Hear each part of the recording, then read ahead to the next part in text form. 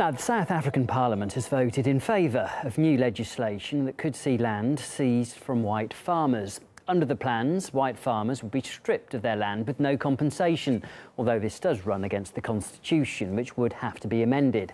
Here's what the man behind the initiative had to say about it. The time for reconciliation is over. Now is the time for justice. We must ensure that we restore the dignity of our people without compensating the criminals who stole our land. Julius Malema there is something of a controversial figure in South Africa.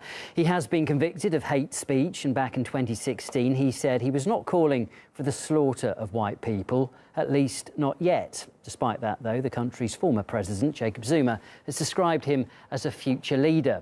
The rate of murders and violent attacks on farmers and landowners has risen in recent years, and according to official figures, 72% of the country's farmers are white. Earlier, we put the issue up for debate. People do not own land in South Africa legally. White people arrived here from Europe in 1652. They killed our people, they stole our land, they oppressed us.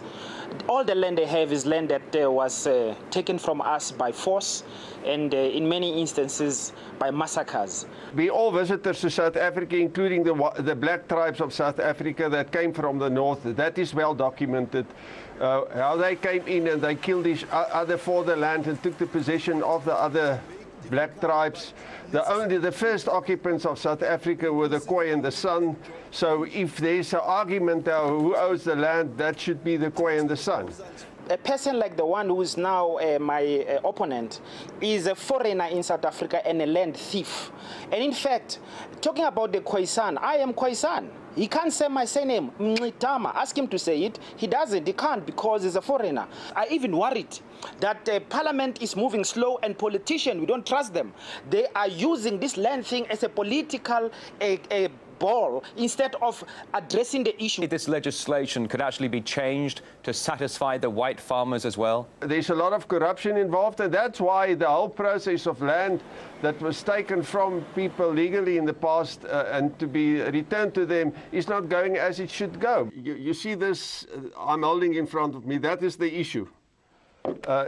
If this goes on, investment in this country would stop. People won't invest in the country. We'll go the same way as Zimbabwe. There won't be production.